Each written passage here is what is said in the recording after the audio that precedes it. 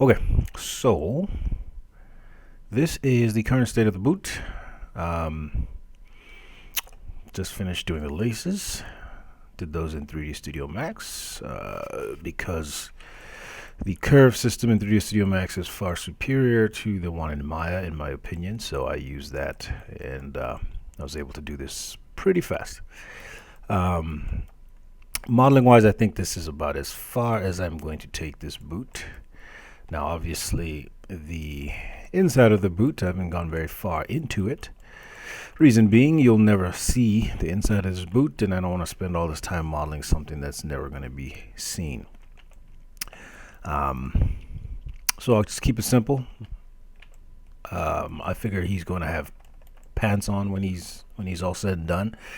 And I was going to have the pants sort of bloused in the boot, but I think what I'll do is just have the pants sitting over the top of the boot. So technically, you'll only see probably the lower section of the laces here, and you know, anywhere where the pants aren't visible. But he is going to have a scene where he's running really fast, so the pants might come up and whatever. I'm going to have socks on him so that this hole here is going to be sealed up. You're not going to be able to look down in there and see that the boot is unfinished, so you're not going to see it around his ankles or whatever. So this is good enough. Now, when we compare with the scan, I mean, you got little details like this sort of loop thing over the laces here. I'm not going to put that in. It's not worth my time.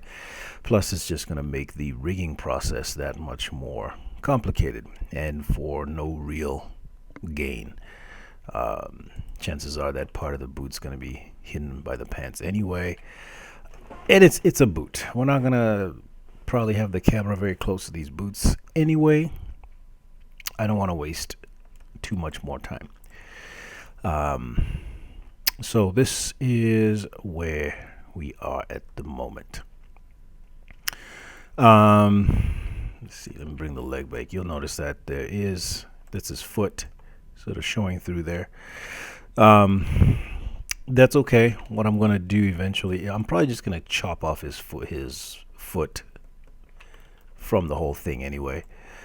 So that I'm not going to rig the toes, anything like that. And he's never going to be barefoot. So I mauled him barefoot just because I had the time to do that. So I did that in case, there's later chapters of the story where he's, for some reason, barefoot. It's in there. But for the part that I'm working on right now, he's not going to need any toes and stuff. So I'm just going to probably delete the foot itself. And so we're not going to have this problem of interpenetration here. Now, the other issue, of course, is let me get the file of the character here.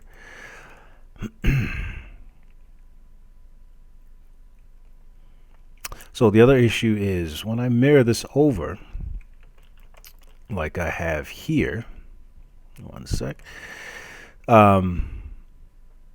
the boot, obviously it's just a mirror image of the original boot. So all the sort of, wearing in of the boot is the same on both sides. Usually with this type of thing, you'd want to go in and adjust the other boot to be slightly different. I don't think it's too noticeable. And again, seeing it, this is his feet. I'm not going to probably have the camera right up on both feet at the same time, if anything. So I don't think it's going to be noticeable.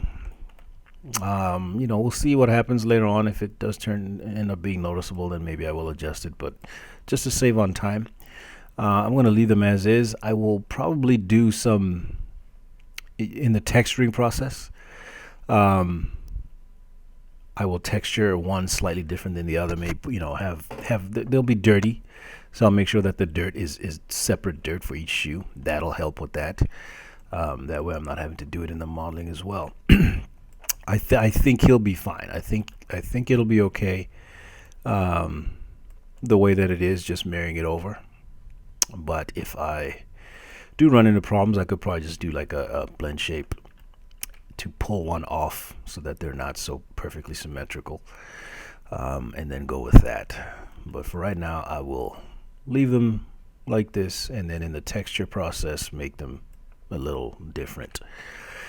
And just to show you a sort of start to the pants in Marvelous Designer, this is just a very quick mock-up of pants. I wanted to see what was going on down here at the cuff of the pants, thinking about length and how I want this to sit on the boot, and this is coming out really nicely, I think. I'm getting good results here, so yeah, I don't think I want to blouse the pants into the boot. I think that's going to cause some issues with cloth simulation. I mean, it'll make it a little bit more complicated. I guess it's not the end of the world. I think it'll be still doable, but I just for the sake of simplicity, I like what we have here. So between having the pants over the boots and having, you know, differing textures on the boots, I think you're not going to notice that the boots are like the exact same on either side. So I think we'll go with that. And yes, I will have videos on the creation of the clothing. I do need to get a little bit more comfortable with Marvelous Designer and how things work. Having a knowledge of actual real world sort of making of patterns and things like that is kind of a good idea. So I need to jump into that. The software itself is not that hard to understand. It's just understanding how clothes work realistically is the key to getting clothes that look right. So this was just a quick thing that I did here, just enough for me to get pants that would sit on his boots. But this is a really nice piece of software. If you haven't played with it, Marvelous Designer is pretty much, as far as I've seen, kind of industry standard on cloth simulation. It is incredibly stable. I've done cloth simulation in Maya, and it is nowhere near the quality of this. Maya is fine for simple stuff like curtains and flags and things like that. But if you want realistic looking clothing with, you know, layers and buttons and zippers and all this type of stuff, then Marvelous Designer is pretty much the way to go. So if you haven't looked into that, look into it. It's a great piece of software. Okay, so this is where we are right now as far as doing the boots. So I'm going to go back to the original file here. And so next step, of course, is doing the UVs. Okay, so we're going to want to lay some textures on here. So we'll start the UV process. So I'm going to begin with just the main shell of the boot here for the UVs. Let me hide my grid in here. Okay, so that's what we have for the UV, for the shell of the boot. This actually works out really nicely because of how the boot is constructed.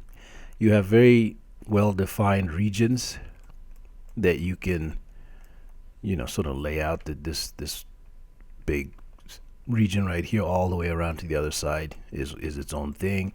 This section right here is its own thing. The toe cap right here is its own thing. So this will unfold pretty easily.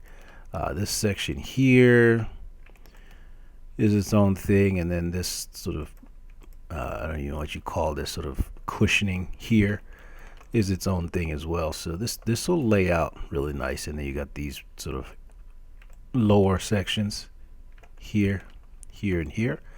So I think everything will unfold pretty nicely. I'm going to switch my workspace to UV editing, and just so that I have my UV editor here. I have a second screen, but obviously I'm recording only one screen, so I'm going to do it all on one screen. But if you have two screens, it's a good reason is UV mapping, so that you can put the UV editor on one screen while having your viewport in the other. It just makes things more convenient. And you know, with today's video cards, you can have like 4 screens now, so you can really spread out your interface here. But for this, I only have the one screen recording, so we're going to stick to this. So what do our UVs look like? Yeah, so pretty much worthless. Okay, so the default UVs are generally always crap. So what we're going to do is, my first step that I like to do is just apply a planar map. So this button right here, or you can go on a UV and go to planar. Okay, and I like to apply the planar map in this little logical way. So the boot, I think it'd be better to put the planar map facing the side of the boot. So in my channel box, and where did my channel box go? Attribute editor, here we go. Let's use the attribute editor. So with my projector here selected, I can set my rotate Y to 90, and you can see that my projector is now side on to the boot. Now, one thing I should mention here is if I go to UV and I go to planar, I have set my planar options, the options are the default, but I have turned on keep image width height ratio. Okay, so make sure you do that. Otherwise, what happens is, so let's run this again. And so this is now projected along the X, so I'm gonna tell it to project from X. So let's hit project. You'll see now that my projector is no longer square, it is rectangular. And my boot is now squashed. Okay, so one thing you don't want when you are doing UVs is to have squashed or stretched UVs. So the first step to sort of keeping that in mind for me is when I do a planar map, let me go back in the options, I turn this on. So let's apply it again. And you'll see what happened there is now it's square and the proportions are correct in the UV editor. Okay, if your projection image width and height are not the same number, as you can see right here, projection width and projection height, the same exact number, you're going to get an either squashed or stretched UV projection. And the reason that happens is that Maya is going to try to fit the object into the 0 to 1 square, no matter what it has to do it. It's going to squash it or stretch it to get it to fit. But if you tell it to keep the image width and height ratio, it's going to still try to fit in that box, but it's going to do it making sure that the projection is still proportional and correct. Okay, so for example, if I take my projector and make it sort of more rectangular, you see what happened there. Things are getting distorted. So we want to try to avoid that. So just turning on keep image width height ratio will avoid that issue. Okay, so now we have a starting point. You'll see that we don't have all those seams anymore like we had from the default UVs. We have something that we can work with. Okay, so that is usually the first step that I'll take. Okay, next step is to use so I can go in object mode here, and now my thing is projected. Now, one thing that I also do when I'm going to do UVs, I go to view and I turn on shaded. By default, wireframe is turned on, and you'll see that by setting it to wireframe, I don't have the coloring anymore. If I turn on shaded, I have coloring. And the reason you want to turn on shaded is because UVs can be backward, and you want to avoid UVs being backwards unless you really need them to be. So the problem with your UV shells being backward is that your textures will be backwards on the object. So if you got, say, text going across something, if your UV shell is flipped backwards, that text is going to be, the letters are going to be backwards. So if you want things to read correctly, you generally want them to be facing the right way. And the way to know if your UVs are facing the right way is by looking at the color. So when you have blue UV shells, that means your UVs are facing the right way. When you have red UV shells, it means they're backwards. So because I did a planar map from the side, one side of the shoe is facing the right way, and one side is not because it's on the opposite side. So this is why it's sort of like a purplish magenta color, because you have blue on top of red, which gives you that color. But as we go through and start laying out the UVs, you'll see that everything, by the time we're done, everything should be blue. Okay, so make sure you just go to view and turn on shaded. That way you can see what's backwards and what's not. Then we're going to go here to UV, and I'm going to use this. It's a tool that was implemented in Maya 2018. It's the 3D cut and sew UV tool. So I'm going to click on that, and what this allows me to do is sort of define my seams. Okay, so let's just go in here and decide where we want the seams to be.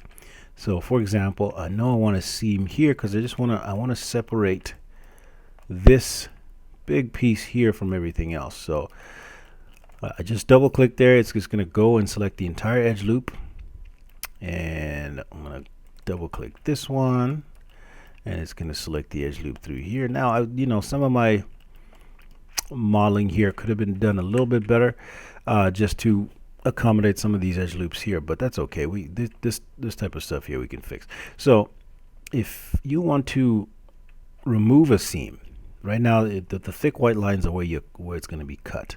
So if I control and click on it, it's going to remove that seam. If I click on it, it's going to add a seam. So I'm just going to do that, and you can double click where necessary, and you can see that this went all the way around until it hit the border edge. So all the border edges are going to be thick white edges because that's where the mesh ends. Okay, so we've cut through there, and let's go ahead and cut here, and let's go all the way down to here. Okay, so that's good. Now let's keep going. I'm going to cut this one, and you'll see what happens is once a UV shell has been separated from the mesh, it changes to a different color. So just by cutting that seam going around here, it separated this back panel, okay, which is why it's now a different color. Okay, so let's go ahead and then cut here. I'm going to cut here, and just follow that around, and let's cut up through here and get in close here. You'll see that with the way that I model, when I do bevels and things like that, I usually have two divisions in there so that it cuts a sort of center line through the bevel, and that way that could be my seam. So I'm just going to cut there, and then let's go up and through. So this side is a lot cleaner until it gets about here. So because I had to do some funky stuff here, I'm going to remove that seam there. I'm going to cut down through here and here. And as soon as I do that, you'll see now this piece has gotten separated. So I'm still aiming for this piece here. Once this piece changes color, I'll know that I have actually separated it from the rest of the mesh. So double click here. Just make sure that goes right around. It does. Now we have a seam here that we don't need, and that looks like I forgot to merge some stuff here, but we can always fix that later.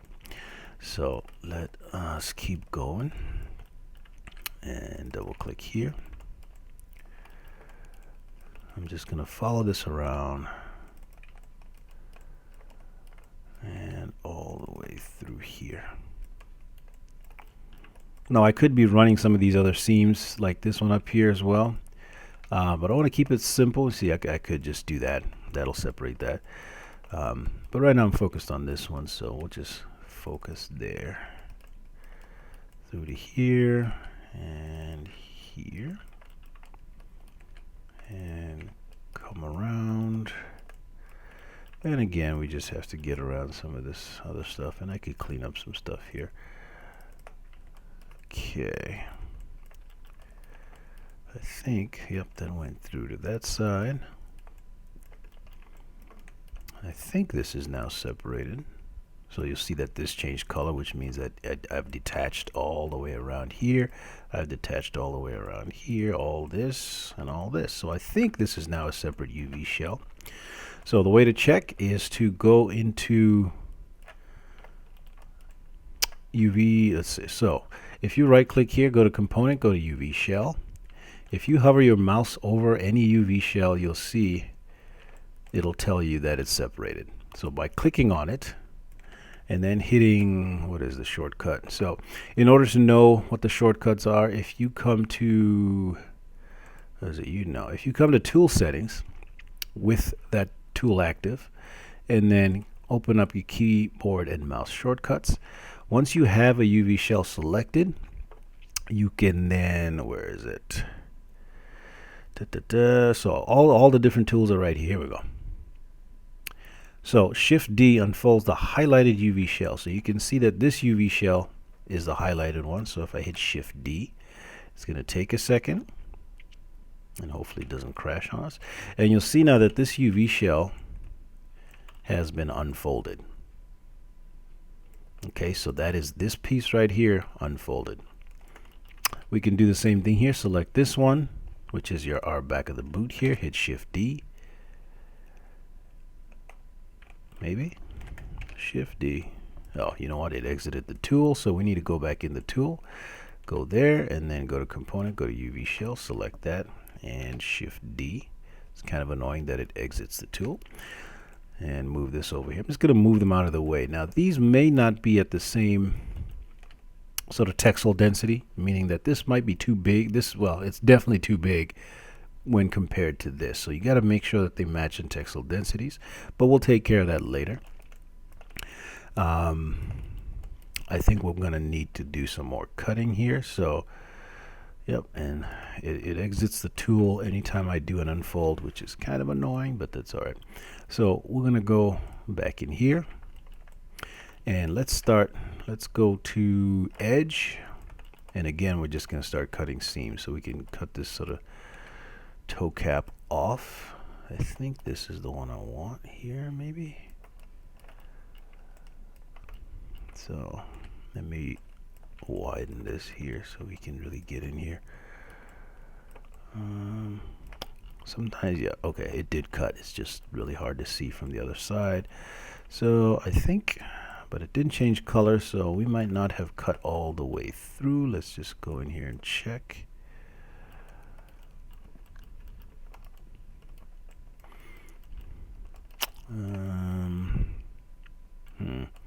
Well, quick way to check is go to UV shell, and if it highlights just that section by itself, then it did work. So I'm going to click on that and hit Shift D, and I'm going to let that work. There we go. So grab my move tool and just move this out of the way. Okay, so now right now the colors are sort of based on the tool that I'm working in. Once I get out of that tool, so if I go to, and for some reason, okay, let's go to object mode. There we go. Okay, this is weird. Here, let me delete history, and yeah, that's weird that it's doing that. This tool I'm still kind of new with, but I think it'll work. So UV shell, those UV shells are there, and okay, so we'll deal with that. Let's go ahead and keep cutting. So I want to now separate this section here, so let's go in here and double click, and I'm running Maya 2019 right now. So I'm hoping that it's not 2019 just being glitchy. Oh, I got some weird geometry in here. What happens if it just goes back? That's all right. So let's keep cutting. Where am I here? UV 3D cut and sew tool. Let's cut here.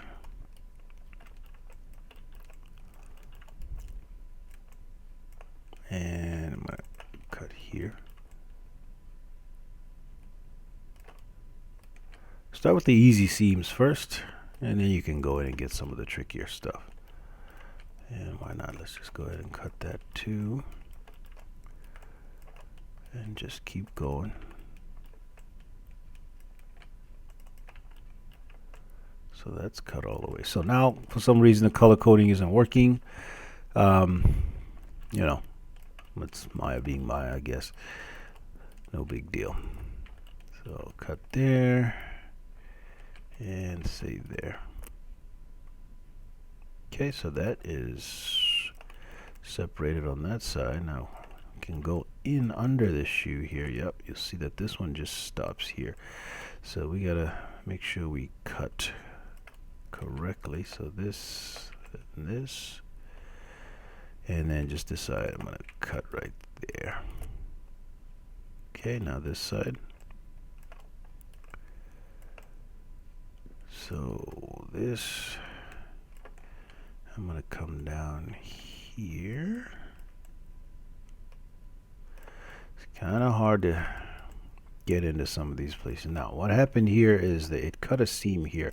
I don't want this seam, so I'm going to control double click to get rid of that, and then I'm going to go in here and just sort of do it manually. So I can click on one and double click the end of that loop, and maybe I don't want it to be there.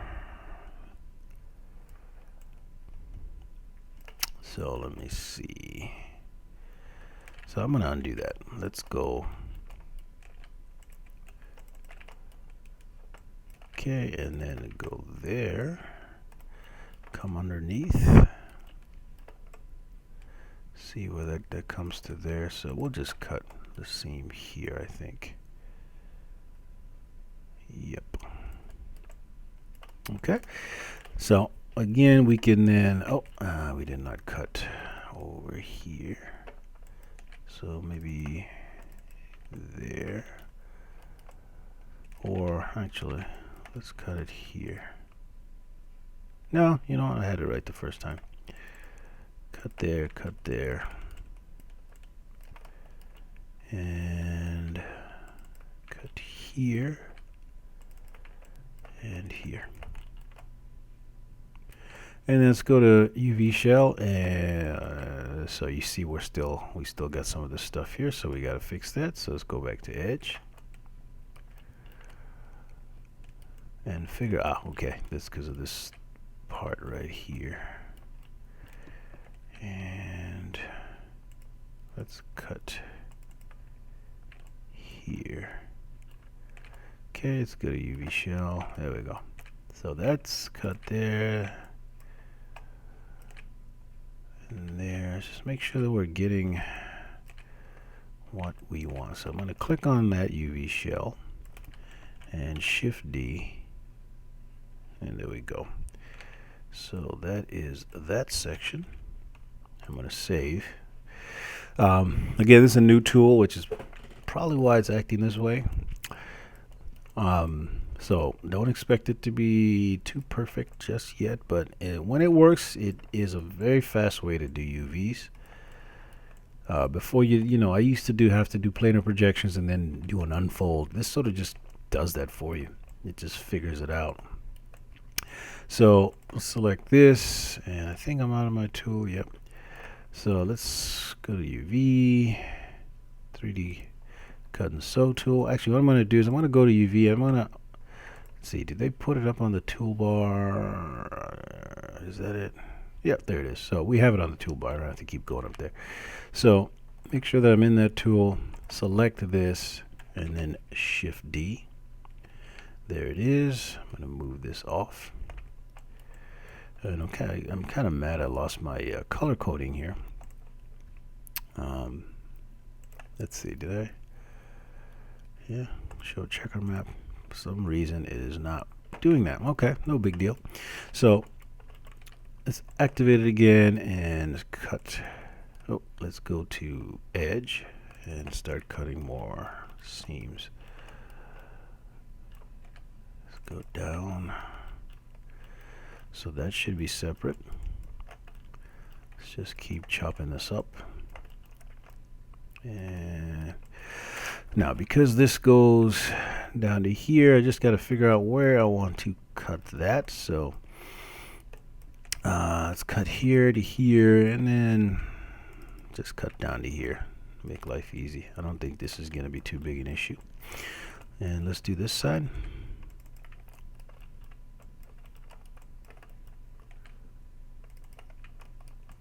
And this is going to make this kind of easy, because like these sections here, this part and the other side are they're different material than some of this stuff. I think this is more leathery and this is more sort of fabric. So separating them like this just makes it easy to put all those separate types of materials on. So let's double click here, and again we can just cut down to here. Okay, and let's go ahead and double click there, and then we have, yeah, I really need to come in here and clean this up, and I'll do that later because I could really use a cut across here somewhere. I'm surprised that I missed that, but no biggie, we'll fix it. And let's cut across this way. That should separate that. Let's cut here. And the same on this side. Okay, so that's just a trick. When you do your bevels, do two divisions along the sort of natural seam lines. That'll make for much tighter, crisper texture seams. Alright, so let's see where we are. Let's go to UV shell and let's pick a shell that we haven't done yet. So this is easy enough right here. Shift D. Get it, move it out of the way. Reactivate the tool. Click that. Shift D. Get this one. I'm going to put it with the other one just so I remember. Okay, so obviously this one is not finished yet, so, and neither is this one. Where are we still connected? Sometimes you gotta zoom in real close to see where the problem is. Oh, right there. So let's go to edge and add that seam. Okay. Go to shell, UV shell, click on that, Shift D. Move it out of the way, let's just move it down here. Save again. And then get the tool again. Yeah, we're still in. And get this, Shift D. Okay. Now there's the other, here, if I reactivate my tool here, there's D. Basically what that'll do is, if you do D instead of Shift D, it'll unfold the one you have highlighted, and then it will lay all the remaining UV shells out to fit inside the 0 to 1 box. So if you want to do it that way, that's fine. I'll probably do it on the last one. So then it will lay all these out, and it should maintain the textile density, so they're all sort of relatively the same size. But for right now, I think we're good. So let's get this one here and Shift D that. Let's move this down here. And I'm going to have to rotate some of these to get them looking good. What are we missing? We got this. We got this. Let's activate our tool here, Shift D. Move this over here. Get this one, Shift D. Oh, right. Reactivate the tool. That's kind of annoying. Shift D. Move this over here. What else are we missing? Well, we're missing this section here now. I'm going to reactivate the tool. I'm going to go into edge. And let's try to separate this. I'm going to cut there. And it separates it all the way around here, which is actually fine. So let's go into UV shell, select this, Shift D. You got to do it in the viewport. So let's activate Shift D. So you have to do it in the viewport, not in the UV editor, otherwise it won't work. Let's move this down here. Okay. And so this one right here, this UV shell, is connected on the inside here. I think I want to separate the inside of this boot. See if that'll make our lives a little bit easier. So I'm going to activate my tool, go to edge, and let's go ahead and see where this, if I cut it like this and then do the same thing on this side. Let's see. Let's take up. Nope. So sometimes you gotta control your seam.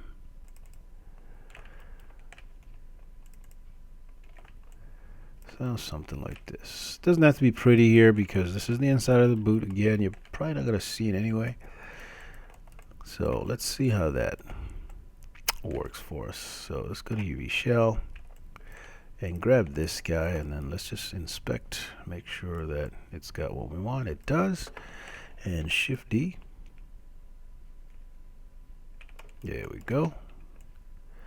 Move this here. I'm going to save. You know, you want to save often because things will crash on you. So let's select this one, Shift D. So this is probably the least important UV shell here. I'm just going to move it over here. And what do we have left? So the ones that are still here are the ones that we have left. So activate the tool, grab this. Now let's see how this is going to unfold. Shift D. That's not too bad. So I'm going to move this here.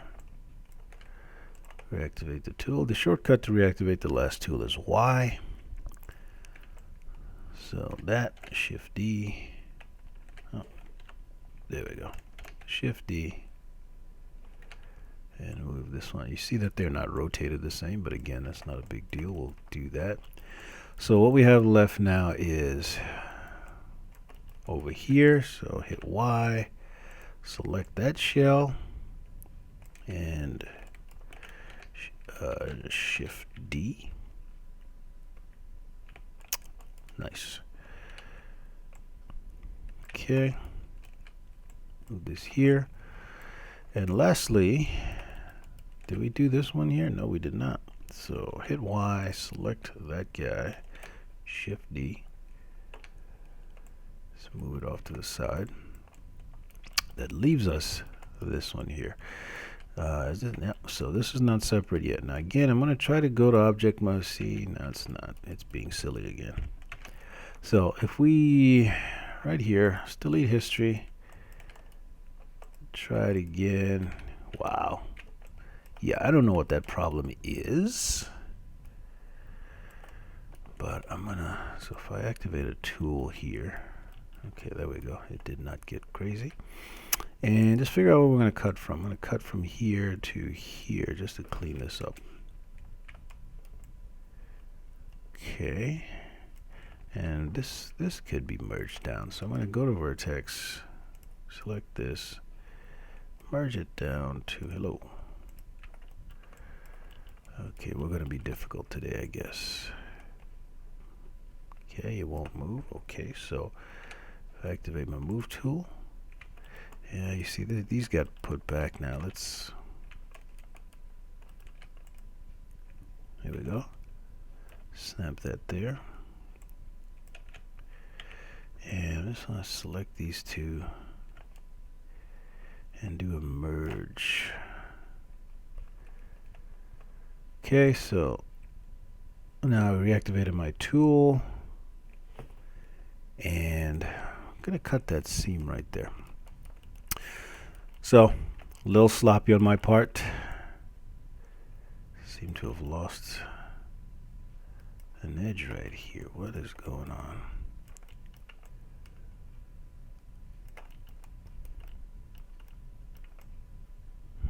Oh, okay, it lost its UVs.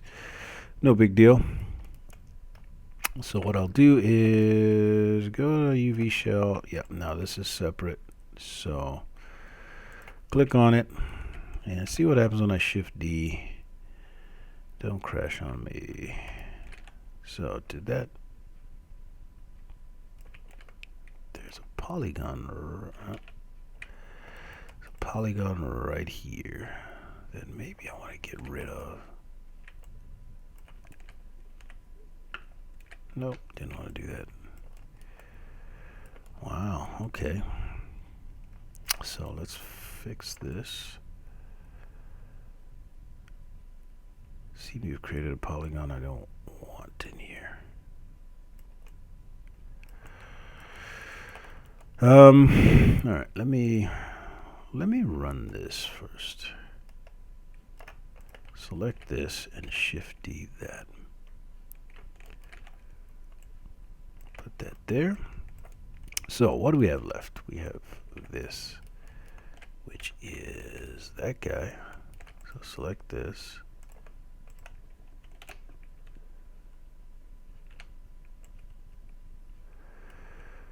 Okay. And if I hit a smooth on there.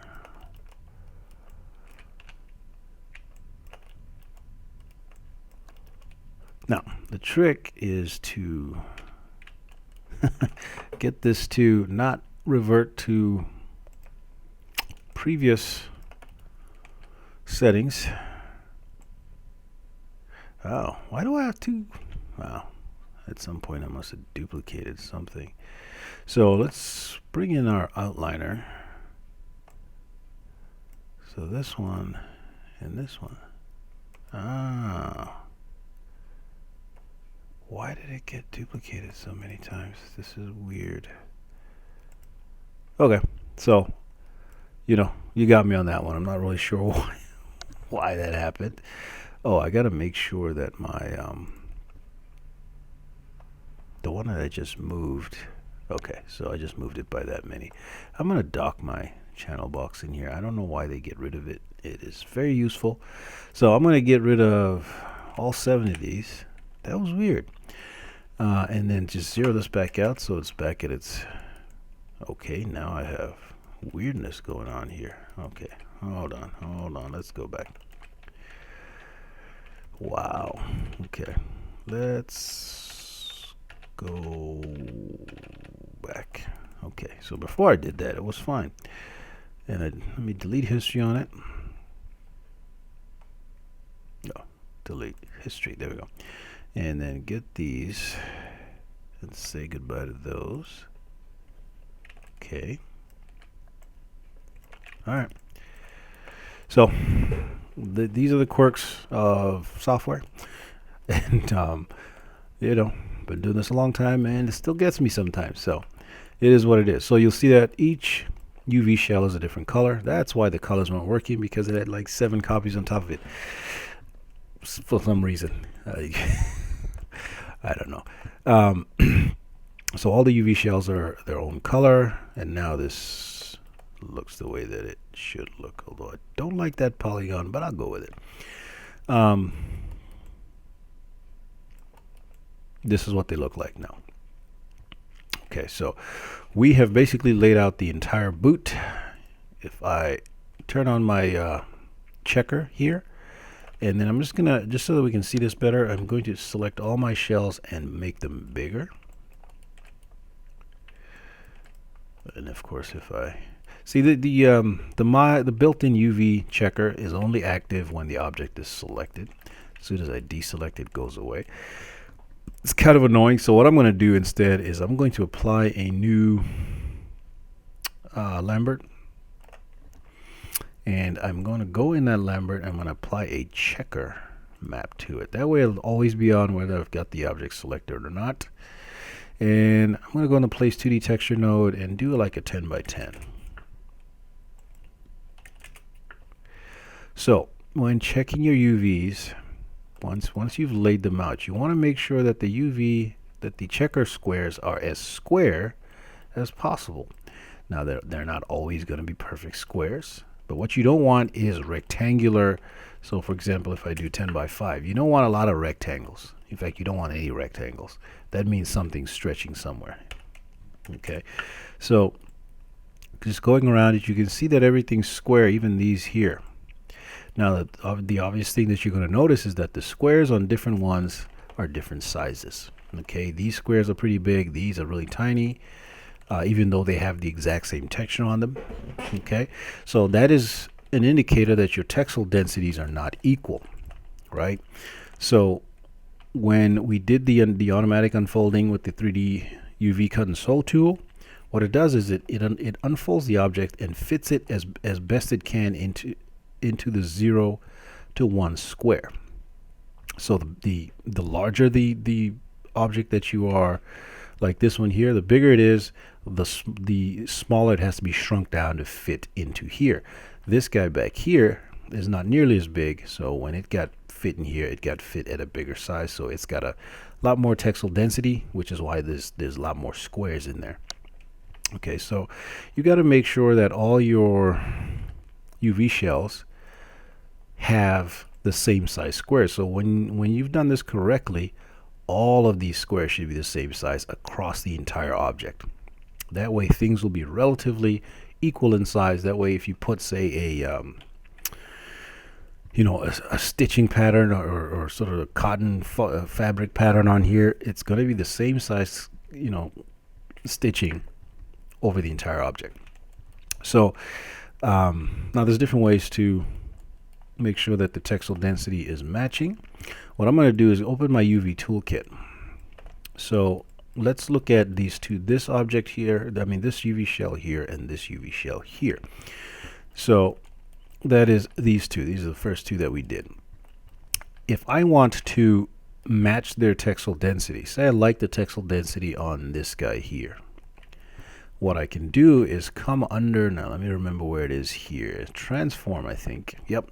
So under transform, you'll see here we have texel density, pixel per unit. Okay, we can tell it what texel density we want. So I'm going to go to UV shell, right click, go to UV shell, click on this one and tell it to get. And it's going to give me a number. So that's the texel density for this object. Then I'm going to select the object that I want to apply the same texel density to, and I'm going to tell it to set. And as soon as I do that, you see that this had to be enlarged to match texel density. So now if we look at those two, you see how the squares are the same size. Okay, so that is one way to match texel densities rather than sitting there trying to, scale it up yourself. I mean, you can certainly do that. But this tool is very useful in that. Now for this, I'm going to place this in roughly the same position it is on the mesh, just because that's a nice place to put it. You'll notice that these things are obviously sort of rotated off to one side. What I'll do is do something like that. That way my squares are sort of going up and down here. Now it's not going to be perfect, so just deal with it as best you can. Now the other way to, if you don't want to have to do that for all these UV shells, and I'll warn you, I don't do this way often, so I'm not exactly well versed on it, but if you open up Arrange and Layout and hit, so with all of them selected and hit Layout, let's see what happens. It's going to try to match the texel density and put them all in the 0 to 1 square. So obviously to do your textures, you got to make sure that you are completely in the 0 to 1 square, unless you're doing things like UDIMs where you have multiple UV squares to use. In this case, we're not going to do that. We're going to use the 1. Now the problem with this is that it sort of randomly puts these things rotated different ways. And if we want to have a look at the texel density just to make sure it matches, these big squares are kind of hard to do that with. So we're going to go in here and just turn up. Let's go 50 by 50. Okay, so you'll see that now the entire object is the same uniform texel density. Okay, so textile density is very important with these things. Now, mind you, you don't have to have every single part of this object. I'm going to turn off. Oh, it's already out. You don't have to have every single part of this object have the same textile density. So like I said, these panels right in here. Let me turn off my checker map right quick. This panel here and this back one here and this one here are going to be a different material. So you can have those if you need, more texture space for those. You can make those three have the same textile density and then scale them up or down or whatever you need to do. It's up to you how you want to do that.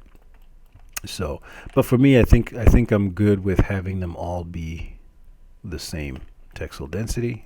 And again, you don't have to set everything in stone right now. If you find out later that you'd rather adjust certain shells, you can do that. So now, again, even though now this is all arranged in here, I don't really like the layout. So what I'm going to do now that they're all at the same textile, density, so that's a good little trick to get everything to be the same textile density and then work from there. So just hit the layout button. Now I'm going to arrange them the way that I would like them to be. So again, I'm going to take this and put it right in here because that's just a logical place for it. Then I got to think about this UV shell here is actually upside down. There we go.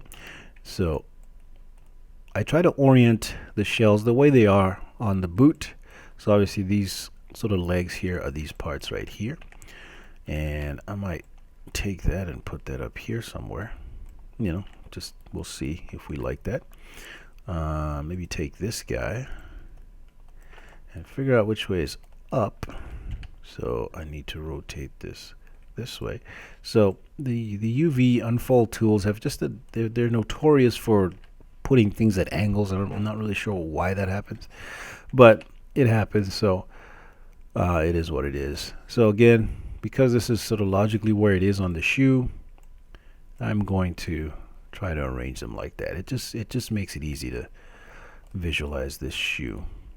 This guy here. Now I'm not going to get him to fit in there without shrinking him down. So for right now, I'm just going to put it over here. And again, I'm just going to straighten it out a little. Now, you can see that this is at an angle here. So I want that same angle. And the way to sort of see is to have those squares running the angle of the thing, because that way when you apply a texture, whether it's stitching or whatever, it'll flow correctly. So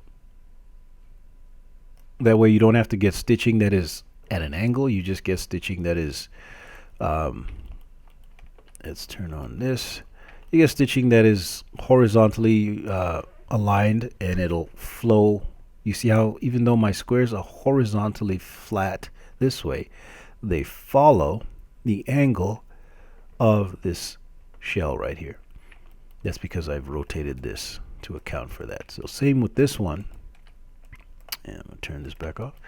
So you see how with this shell rotated like that, I have this sort of diagonal thing going on with the checker. So if I then rotate this until my squares sort of align with the angle of the lines on this shell, that's what I want. So I'm going to put these here for now. I don't like that they're this far out because remember, I need to get these into this 0 to 1 square. And if these are way out here, it might cause me problems. But for right now, I'm going to leave them there. So let's go to this UV shell here. So this is sitting up top here. Now we got to figure out which side is which. So the way to do that is just go to UV. I'm going to select one side. So that is the right side. So I know that I need to select this and rotate it this way. Okay, and then let's just slot that there where it naturally fits. Good. And notice I'm rotating and I'm moving, but I am not scaling anything. If I start scaling stuff, I break our textile density. So now this is at a different textile density than this. Okay, so don't scale them, rotate them, translate them, but do not scale. Okay, so that's that. So let's start to go around the side of the shoe. What about, no, I don't want that. I want, here, let's go to UV shell.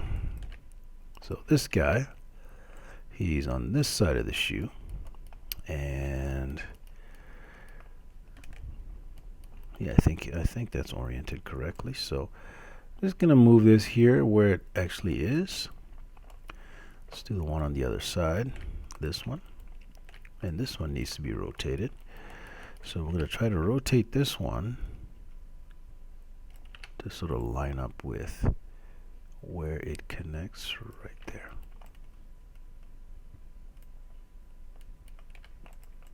Okay, and let's do this one. Goes on this side, and rotate it how you feel. I want to sort of line it up with the one below it because they would technically stitch together. Now you'll notice that I'm leaving quite a bit of a gap here, and I should probably move this away because sometimes you have color bleeding between UV shells, and if you have this really tight on this, you might get some of the stuff coming off of here and bleeding onto that one, and vice versa. So just give them some room around each other. Same, you see I've done the same thing all the way around here. Okay, so let's get this guy, and let's move him up here. I think he's oriented pretty well. Move that there. And like I said, right now this is all just laying things out logically. I may end up moving all this stuff, so we'll see. How about this one? This one fits right in here, I believe. Yep. So again, we need to rotate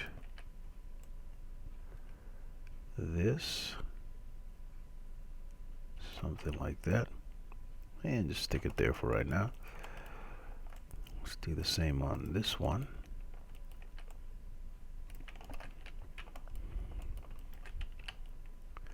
And this one needs to go this way. Let's put that there. And then we have this guy, which goes on this side. Now again, this one would sort of line up with this because they would connect right there.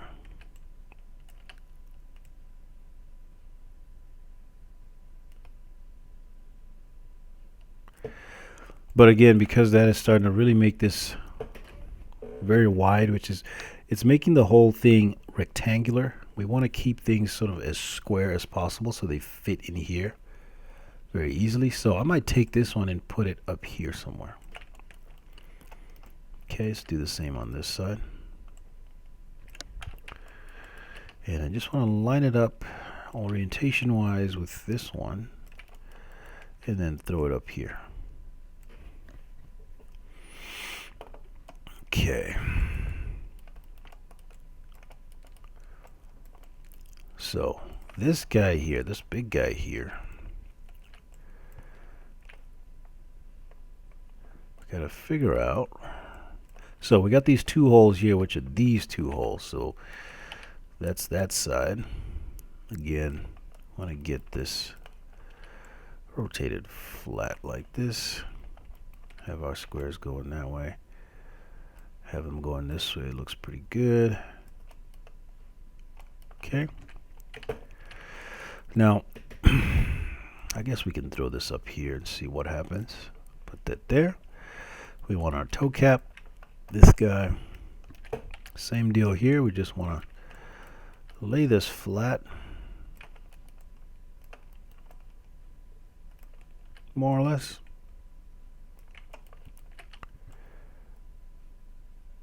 Put this up here for right now. This would be Excuse me. So this would be, let's see, this way. Yep. Stick that in there. Let's do the same for this guy.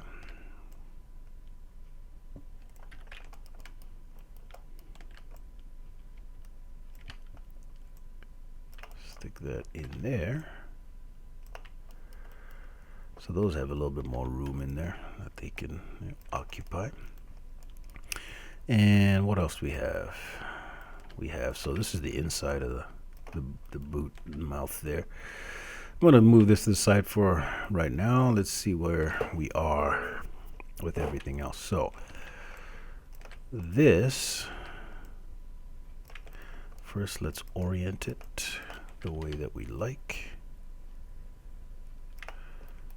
So, do I want to make it more like this? That actually kind of works. All right. Just trying to think that orienting it vertically might actually help. If I put it down here, no. Am I on the right side? No, I'm not on the right side. It should be on this side, right? And I'm just going to check by selecting UV shells. Okay, so that UV shell's on that side. And this is, yeah. So this, I was right the first time. So this should be on this side. Do this one the same way. And again, none of this is set in stone. If you go to texture and you don't like how these things are, feel free to come back and adjust them as needed. Okay, so we have a roughly square layout. This guy is the one we care least about, so I'm just going to toss him here on the bottom. Okay, so we have a roughly square layout. I'm going to select everything. You'll see that it's not fitting perfectly. So this is the 0 to 1 square. So if you're not getting it to fit perfectly, we can scale this down as a unit. If we scale them all down at the same time, then we don't lose their textile density relationship between the UV shells.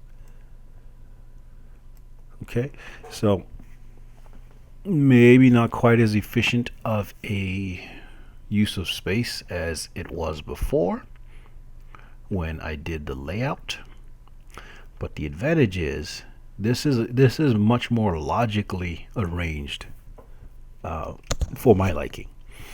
I can look at it and kind of see where everything is. It makes more sense.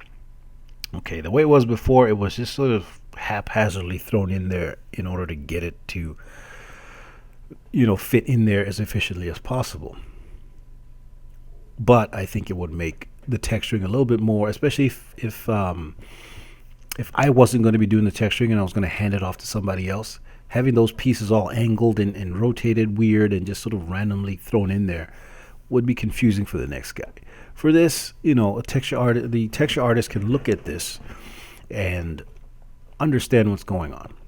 So that is one of the things you got to think about is just making things logical and easy for the next person to pick up and use, because if you do that, it means they're not wasting time just trying to figure it out. They can sort of look at it and say, okay, this is what this is, and get going.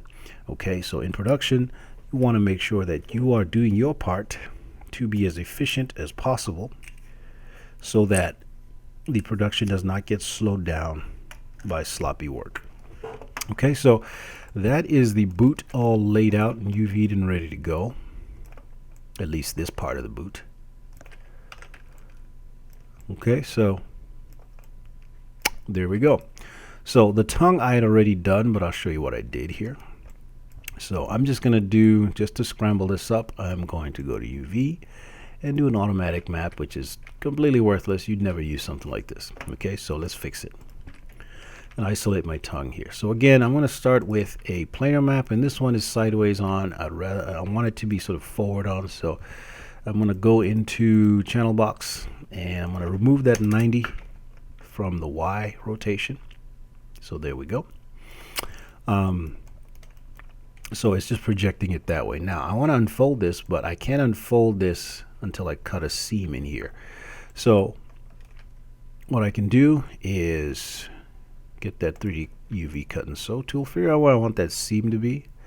So if I click here, let's say if I double click that,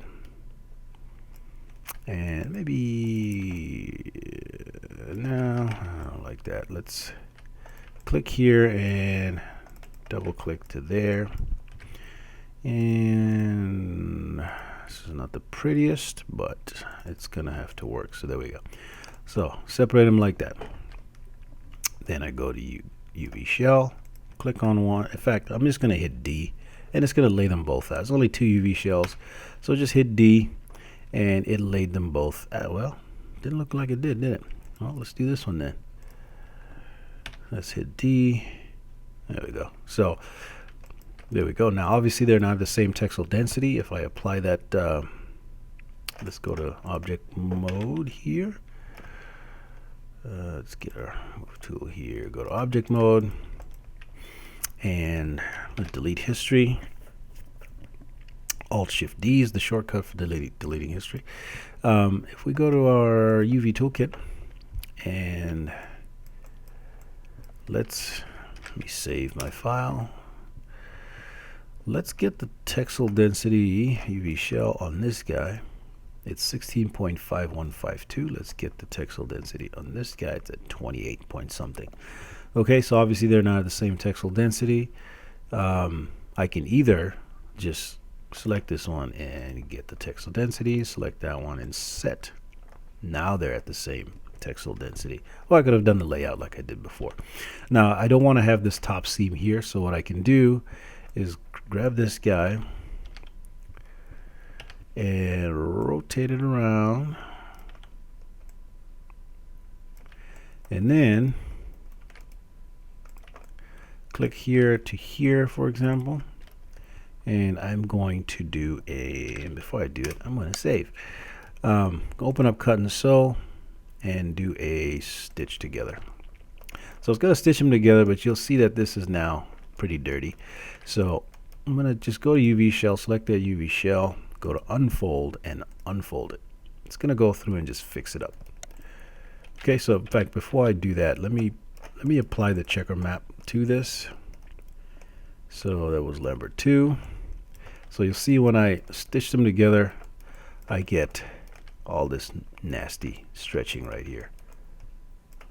Okay, so anytime you stitch anything together, you want to go ahead and do an unfold so that it fixes it up. So if I select this, get my UV shell and unfold, you'll see that now it looks a lot better.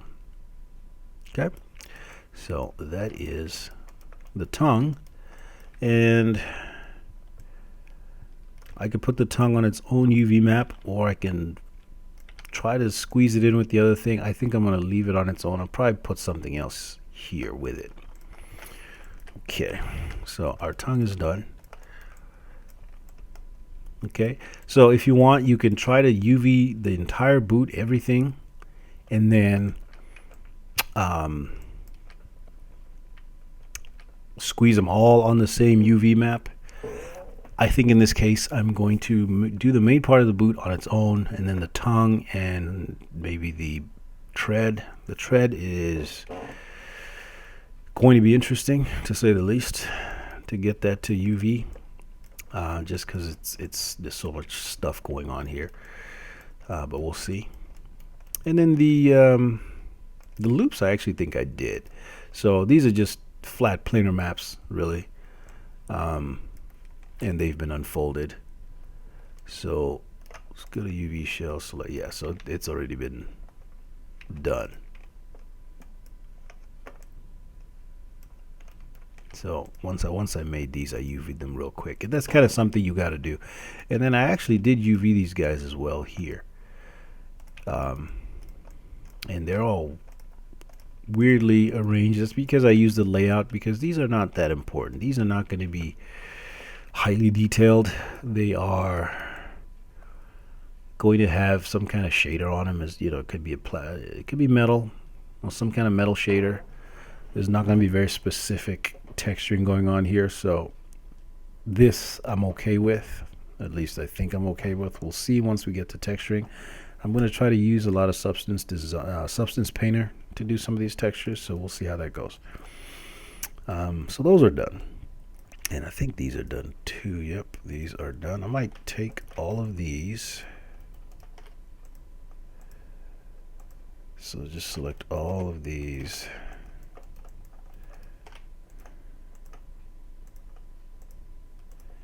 and then do a, where is it, layout. Oh, let's go to UV and select them all and layout. Okay, so they'll just get put on the UV map like that, and hopefully that'll be good enough. Again, I'm just gonna put a shader on there, whether it's just a metal shader or something like that. That should be good enough. Okay, moving on to the laces. Now the laces, let me just isolate these. The laces are a little bit tricky to UV, but nothing crazy. I will say, before you do the laces, that setting that I had set before, the shaded, I want to switch that back to wireframe. For some reason, when you have it on shaded and you UV something with a lot of polygons, it just gets real slow and just laggy. So just put it on wireframe, so we don't have to worry about that. Okay, so in order to UV a sort of big tube, and this applies to if you're doing like pipes, you know, anything that's like a big windy or curved tube, getting the UVs done on that can be annoying unless you know this little trick here. So first thing that I'm going to do with the object in object mode, I'm going to come here in the UV editor under modify, and I'm going to select unitize. So what that's done is it's taken every single face. So if you look here, you got thick white lines, meaning that each face has been separated. So all these faces are now sort of independent in the UVs. It's taken every face and it's put it on the graph between the 0 to 1, in the 0 to 1 space. So every face is stacked on top of each other, and they're all squared out and put in 0 to 1. Okay, that's what unitize does. It just makes a 1 by 1 unit, make each polygon a 1 by 1 unit. Okay, so now what we have to do is basically stitch them together, stitch them back together in the way that we want. Now what we have to do now is define the seam for this lace. So you can imagine if you did a cylinder and you wanted to lay it open, you have to cut a seam down the side. Well, it's the same thing here. We just have to cut a seam going down the entire length of the lace. So we have to decide where that is. So if I go into edge mode and pick one. Now if I double click here, because I'm in the UV editor, it's not going to let me double click. It's going to stop because that the polygons are separated. So the easy way to deal with this is just to get rid of the UV editor, and you'll see that those seams disappear. Then double click to select your seam, and you know, here that's my seam. You can see it going down through the object, and we try to place the seam where it's not going to be visible. Now unfortunately, with how these polygons are created, there's some points along the length of this where you can see the seam. Most of the time it's behind, it's up against where the tongue is going to be, but there's like here and here where it's a little bit more visible, but it's not a big deal. Okay, so with that seam line selected, you see it goes all the way around to the other end. What I'm going to do now is invert my selection, and the way that I do that is hold down shift and drag. It's going to invert that selection. So you can see now that seam that I had selected is now deselected. Then what I'm going to do is I'm just going to deselect these edges around the end of my lace here and here. And if your lace has caps on it, make sure you delete those. You don't need them. And let's delete, well, let's deselect, I should say, these. Oh, I think I deselected that. Let's reselect that and deselect this and this. Okay, so now we have all the edges selected except for that seam and the ones right at the top here, which we don't need to worry about. So I'm going to bring my UV editor back here. Okay, so now what you want to do, and you might want to save before you do this. Now we need to stitch all these together. So every face is going to be stitched to its correct face. So let's I'm going to zoom out of my UV editor here so you can see what happens. So we're going to go under, where is it? Cut and sew, and we're going to go to move and sew. So click on that and give it a second, and you'll see what happened. Every single one of those faces has been moved and sewed and stitched to its neighbor, except for the ones at the seams. So that seam line is this line right here on either side. So if you can imagine that if you folded that around, this seam would come in and attach to this side here. Okay, so if you look at it, that is our lace laid out in UV. Okay, so what I'm going to do here is apply that checker map that we made. It was Lambert 2, and let me turn on my. So you can see that because it's so big, our checker is really small. But what you'll notice that our squares are not square; they're rectangular. Okay, so even though this looks pretty good, you'll see that our polygons are all square here, but you can see how the actual polygons are not actually square, they're more rectangular. So this is not matching with this. So what we need to do then is go into UV mode and select all this. And what we're going to do is go into UV toolkit and do an unfold. And you have to give it a little time here.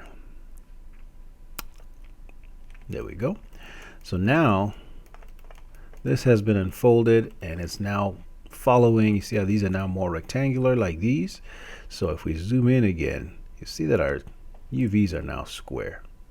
Okay, so that's how you want them to be. Now obviously these are way too big. So we can select the whole thing and just scale it way down. And Maya's going to be slow, of course, but scale. And you see as we get smaller and smaller with the UVs, we get bigger and bigger with the squares. So what you have to decide then is how you're going to put this on the UV map. Because this is a very long, very thin object, what you can do is decide where you want to split the UVs. Because if you think about it, if you just put this in the 0 to 1 square, it's going to be a very thin, very long line in a very small area of the UV square. It's not going to be a very efficient UV layout. But if you cut a few seams in it, then you have a few sections, a few shorter sections that might use up more of that UV space. Okay, so I'm going to go ahead and do that. So I'm going to go into object mode here, and I'm going to cut these seams everywhere I know that they're not going to be visible because they're in, there and in the lace holes. That's where I'm going to put these seams. Okay, so let's go ahead and do that. So right around these corners, I'm going to select that one, and I'm going to do a cut. Okay, let me save my work just so that I don't crash. I'm going to cut here. Just hit G to repeat the last command.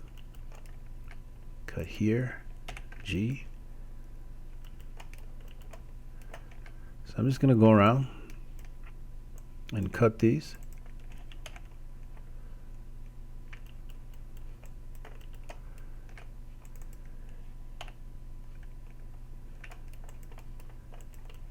Okay, so this is just going to give me a much more efficient UV layout.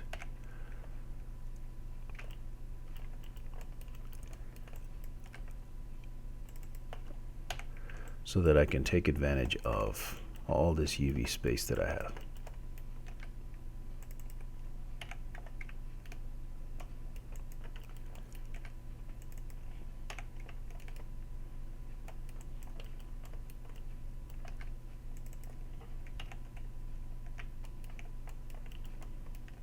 Okay, just keep doing those.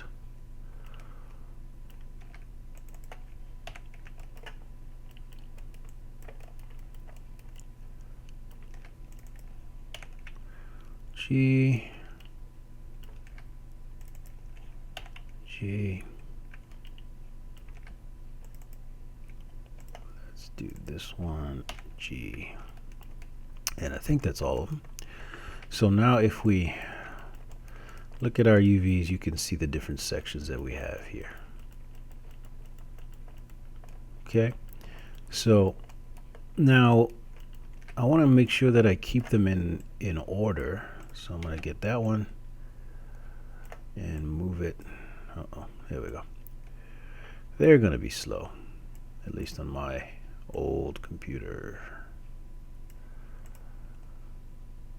Then select the next. So it might also help if I delete some of this history. So go to object mode, Alt-Shift-D to get rid of history. Don't know if that did it, but let's see. So let's go in here and go to UV shell. Oh yeah, there we go. Much faster. So I'm just going to lay out these sections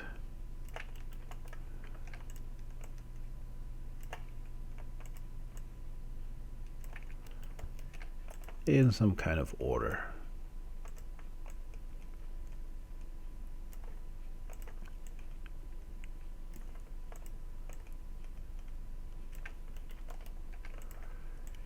And this long one.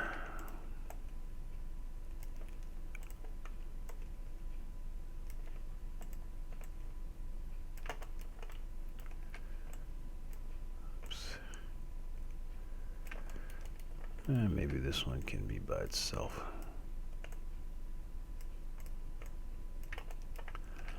Alright, so that is your laces. Now if you want, I'm going to save again here. If you want, what you can do is unfold them again. See what that does. If you don't like it, you can always... Yeah, you know, I'm not liking some of this stuff here, so I'm just going to undo that and leave it as is. Okay.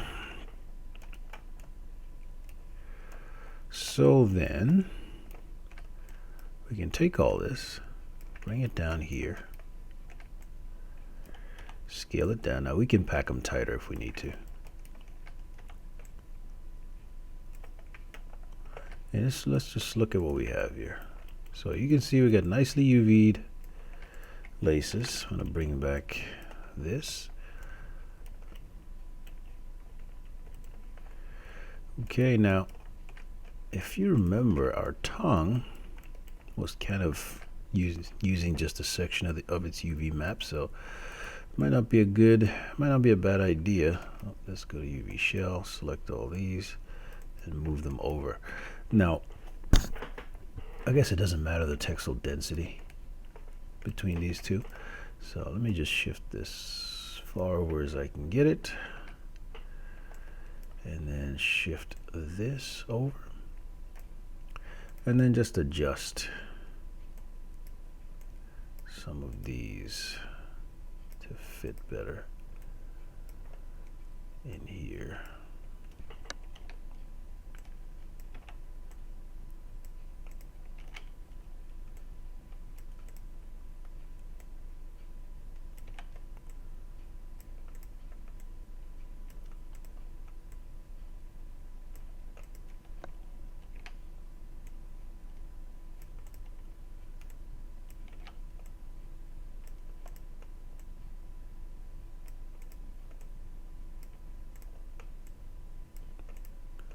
Okay, I'm just arranging these nicely.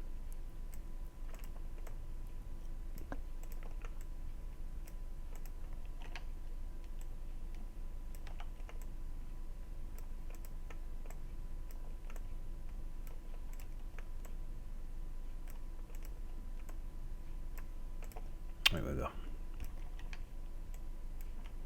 And it looks like we could even scale them up just a little bit.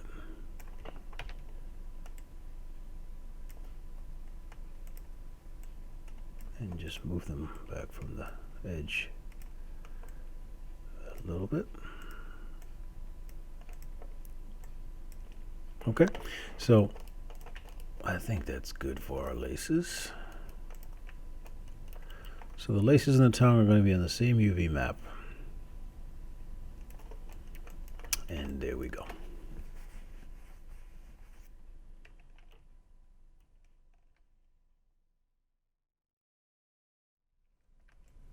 So the next thing that we have to do then is the sole.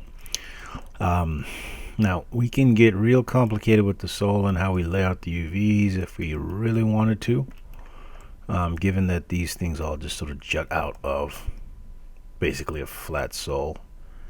But I think I'm going to keep it simple. Again, this is the bottom of a shoe.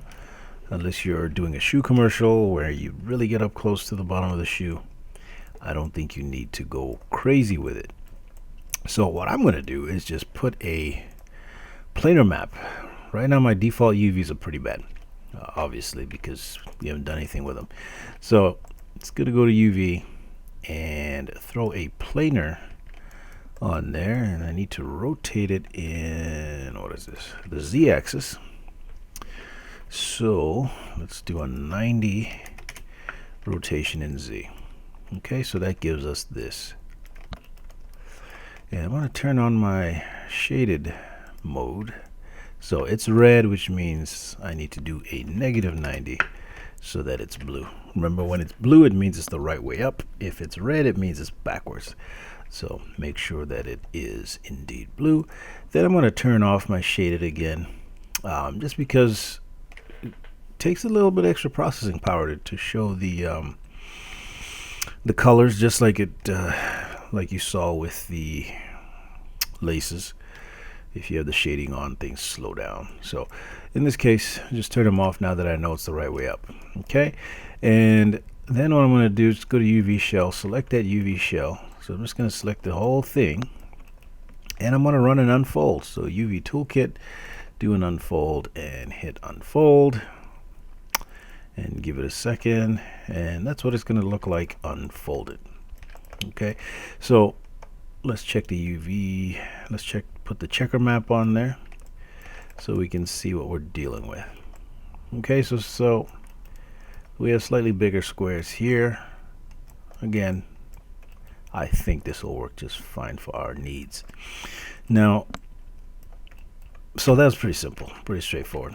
Textile density wise, we can try to match it as well as we can. So I'm going to just select the main part of the shoe here and go under transform, and way down where it says textile density, I want to get the textile density from that, and I'm going to then select the sole and set my textile density, which is going to shrink this down a little bit, but now we should have pretty similar size squares. Again, because some of these parts are sticking out of the shoe, we get slightly bigger squares. It's like on a human face. You'll see that in the nose. You get some pretty big squares. They get bigger as they go into the nose, just because the nose sticks out of the face. Okay, but this I think will do just fine. You can see the textile density between this back part of this sole and this back part of the main part of the shoe is more or less the same. Okay, so that boot is now completely UV'd. Now, as to where you want to put the sole, I don't think I'm going to include my sole with the upper part of the shoe here, just because if I do, I'm going to have to shrink this stuff down to try to squeeze that sole in somewhere. Okay, so it looks like the sole will be on its own UV map, unless, now I put the laces in with the tongue, but if I wanted to, I could actually, let's see, if we went to UV shell and then rotated this around. Now, because the sole is sort of separate from the upper part of the shoe. It doesn't necessarily have to match the texel density because it's going to be textured its own. It's going to have its own shader and everything. The reason that I do have it matching is so that if I have a texture, say I you know, blood splatter or whatever gets splattered on the shoe, and I want that splatter to run from the upper part of the shoe onto the sole. Having the same texel density is going to keep that texture that's crossing over these two pieces looking the same, right? If one has a different texel density than the other, the resolution of that blood splatter is going to change depending on which one of these it's on. So for things like that, which is it's a good possibility that I will have to do something like that. So I will keep them the same texel density. Now, if I put this here with the tongue, then what the problem is now, the laces that I did here are sort of overlapping with the sole. So what I'm going to do is I'm going to just select my laces and I'm going to just use them. I'm going to give them their own UV map, and then what that's going to allow me to do is just scale this up and get a little bit more texture resolution out of the laces. Okay, and if you really want to squeeze as much out as you can, you could really move these closer to each other. Now don't get too close, because sometimes you have color bleeding between UV shells, and if you're too close you might get one bleeding onto the other. So we're going to keep it close but not too close. So there, and this guy is going to UV shell here. And let's rotate this guy a little straighter. Yep, there we go. Okay, so I'm going to select these two, just move them down a little bit. Okay, so you want to be as efficient as possible with your UV shell layout, because as you can see, we're generating way more space in the map here just by doing this. And then we can scale this up some more. So we're really trying to maximize how much texture space our laces get. Not that we have to, because again, the laces are, you know, you're probably not going to be up close to the laces, but you know, this doesn't have to be a 4K map. It could be a 1K map even. So if it isn't going to be a 1K map, you definitely want to get the most out of the texture space that you can. So something like that should work pretty well. And we'll put the laces on their own UV map. Okay, so that is the UV layout of that boot. Turned out pretty well. Now the buckles and things, or the whatever you call these loops here, lace loops or lace rings, whatever, you'll see that they are not at the same texel density as the rest of this. If you want, you can certainly get them there. Now the problem, like for example, let's look at this guy here. So in order to get this sort of to match in texel density, you'd have to shrink this way down. And you know, if we, let me get this in this. So if I select this UV shell here and get its texel density, and then select that UV shell and set that texel density, you'll see how small this has to be. Now that might be okay, right? It's a very small part of the shoe. So it might not be a big deal to do that. And again, if you want to have some blood splatter that sort of splashes across the shoe and lands on top of this and so on, then you'd want to match the texel density. And the same with the laces. So let's just do an experiment here. I'm going to UV shell. I'm going to select this UV shell here. I'm going to get that. Oh, I already did that. And then I'm going to select part of the laces, and I'm going to set that texel density. So you see what happens is the laces are going to have to be real tiny in order to match that same texel density. So it's up to you. Decide for yourself if you want that. What I might, so I'm going to undo that. What I might actually do, see, you kind of have to, figure this out as you go sometimes. But what I might actually do, let me deselect. I'm going to select these guys and these guys. Oh, let's do it like this. And then select my laces. Actually, before I select the laces, I'm going to take these and just move them out of the way so that when I add my laces, they're not on top of each other. And I'm going to go to UV shell. I'm going to grab the texel density from the laces. And then I'm going to apply that texel density to all those things.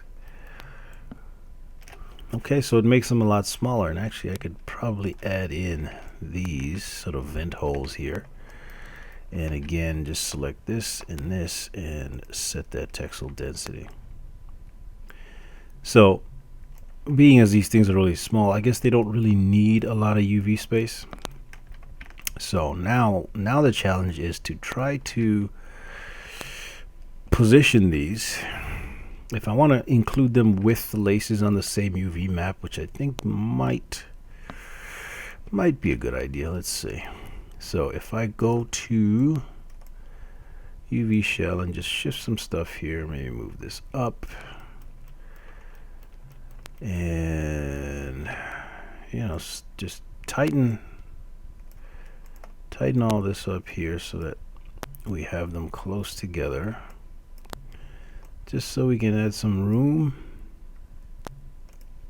So if I move this over here and I move this one over here, let's move this one down a little bit and this one down a little bit. So what that's going to do, so now I can start to squeeze some of these things in these little spots in here. So this is the other one here. This is just up to you. You can definitely have multiple UV maps, but you don't want to have too many. At least I prefer not to have too many. So in cases where I can sort of consolidate things into a single UV map, I will do that. So let's just slide some of these in here.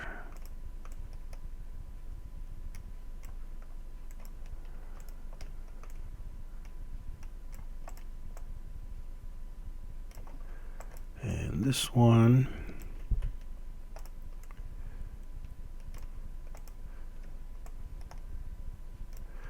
Now those other things over there, I don't know if I'm going to be able to get them in here. In fact, I'm pretty sure that I'm not, but let's give it a try and see what happens. So slide this over here. Okay. Oh, I think I missed one. Yep, there it is. So that'll go in there. Now, question is, can these fit down here? Maybe if they're rotated. And again, a lot of these things, you could just have them sit on top of each other and use the same texture space if you want. Just because they're not really that important. Especially these sort of upper pieces here. I'm probably going to have pants sitting over the top of them, so you're probably not even going to see them at all.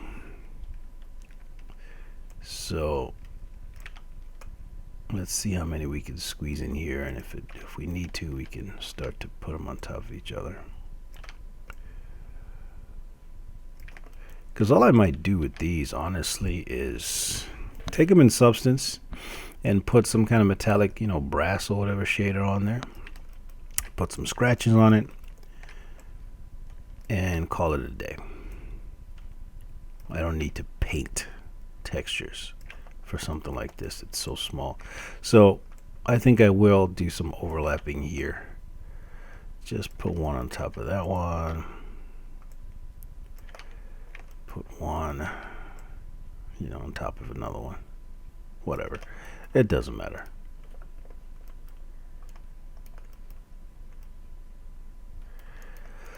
Okay, and then these things here, we'll just sneak them in where we can. And again, don't be afraid to just set them on top of each other.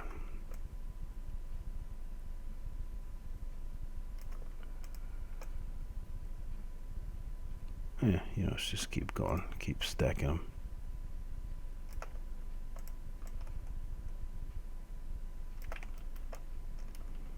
There's one more.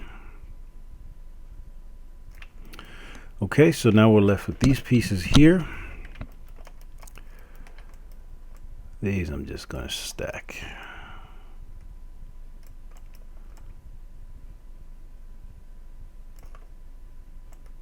Okay, so don't feel like you got to be perfect with everything. You can get away with little tricks like this, where you just put stuff on top of each other.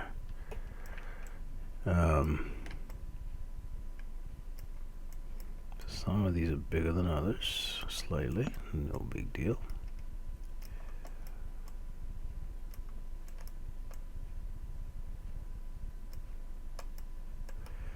Okay, so I like to use tricks like this. Again, if I was doing some kind of shoe commercial, then I probably wouldn't do this, because then, you know, camera might be close up to the shoe and so on and so forth. So I'm going to make some space here just by shifting this one to that one.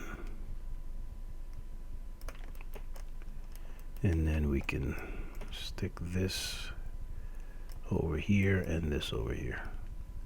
Okay, so that's kind of a brute force method to get things to fit in the UV maps.